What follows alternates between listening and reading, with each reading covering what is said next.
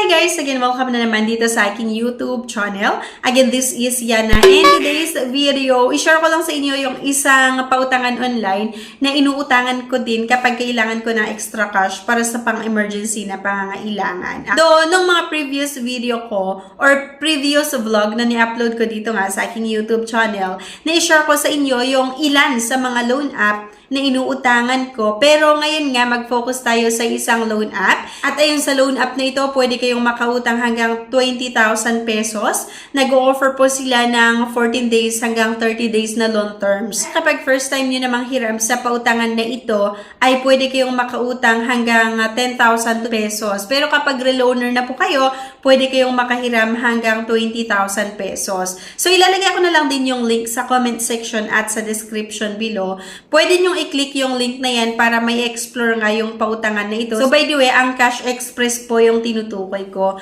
Bakit nga ba si Cash Express? Maaring marami sa inyo yung nagtatanong, like, Miss Yana, bakit si Cash Express? Eh, kung tutuusin, may mga ibang loan app na mas hamak naman na mas mababa yung interest and processing fees. Itong si Cash Express, medyo mas malaki yung interest and processing fees niya. Okay, so based on my experience kasi, si Cash Express talaga ay medyo mas mataas nga yung interest and processing fees niya. Kaya lang pagdating sa pag-process ng loan application at pagpadala ng pera or pag-disburse ng pera sa ating account kapag naprubahan yung loan application natin ay mas mabilis or napakabilis. Sa experience ko kasi, parang 5 minutes, meron akong natanggap na message na naprubahan nga daw yung loan application ko at ilang minuto lang ay finorward na nila or pinadala na nila yung pera sa aking account. Kaya yun yung isa sa nagustuhan ko nga dito kay Cash Express na maasahan siya kapag kailangan natin. I mean,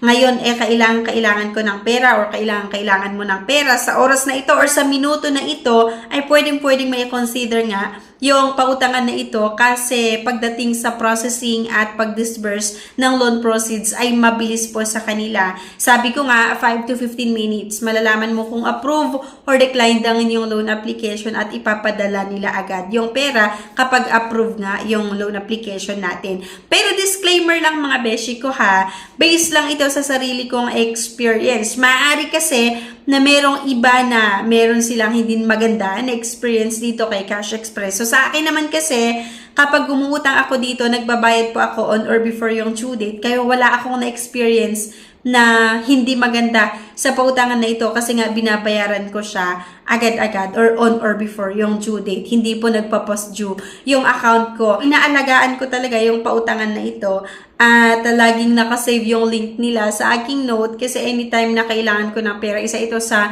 tinatakbuhan ko kasi aminin man natin, napakahirap lang talaga umutang sa kakilala or sa kapamilya, sa friends, 'di ba? Sa panahon ngayon dahil nga nagmamahalan yung mga bilihin, bawat isa sa atin saktong-sakto lang or minsan saktong-sakto lang din talaga yung kinikita para sa mga basic needs. Bali, share ko lang sa inyo kasi sabi ko nga may mga nagtatanong din talaga. Si Cash Express nga yung isa sa mga kino-consider ko na utangan kapag kailangan ko ng extra cash nga. Dito nga kay Cash Express, pwede tayong makautang ng hanggang 20,000 pesos. Pero kapag first time nyo namang hiram, ang pwede lang nating mautang ay 10,000 pesos. Pag reloaner, pwede nga kayong makautang hanggang 20,000 pesos.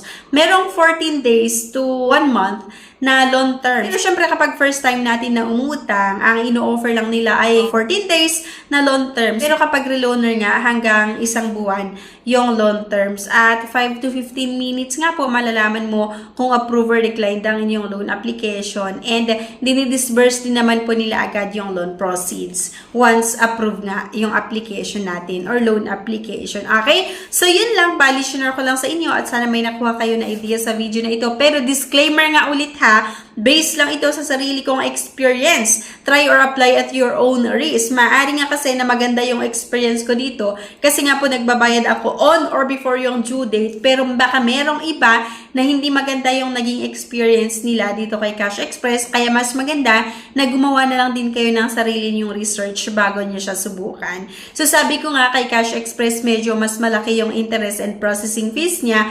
Kaya lang, kaya ko nga inuutangan ito ay dahil sa mabilis yung pag-approve nila ng loan application at mabilis din yung pag-disburse ng loan proceeds. At kahit paulit-ulit kang manghiram dito, basta maganda yung credit standing mo, laging naaprubahan. Or sa case ko, laging naaprubahan yung loan application ko. Pang ilang beses ko nang nanghiram dito, laging naaprubahan nga yung loan application ko. Kasi diba, yung ibang mga loan app, minsan umutang ka ng 3 beses at nagbabayad ka naman on or before yung due date mo, tas pang-4 na beses mo na utangan, biglang dinecline nila yung loan application mo na hindi mo alam ano yung reason. Pero, kasi nga may mga nagko-comment sa mga vlog ko na sinasabi nila na ang ganda-ganda yung credit standing nila or nagbabayad sila on or before yung due date doon sa ibang mga loan app, pero declined nung uulitin nila or magre-loan ulit sila. So, based sa experience ko nga kay Cash Express, ilang beses na akong umulit dito, naaprubahan lagi yung loan application ko. Kaya yun yung isa sa nagustuhan ko din talaga. Yun lang, bali, share ko nga sa inyo dahil may mga nagtatanong. Pero option nyo nga ito kung gusto nyong utangan. So, kung sakali na gusto nyong i-browse or explore yung loan app na ito, ilalagay ko na lang din yung link sa comment section at sa description below. Pwede nyong i-click yung link na yan para may explore. At kung sa tingin mo okay naman na pwede mong utangan, pwede nyong subukan. So, ang isa pa sa nagustuhan ko kasi dito ay hindi na natin kailangan i-download yung app or wala itong app na i-download kaya hindi ganun kadami yung ina-access nila sa ating cellphone. Okay? Thank you guys for watching. Please don't forget to click the subscribe button. Sana i-like nyo din yung ating video at huwag nyong kalimutan na i-share. Thank you at see you on my next video. Bye-bye!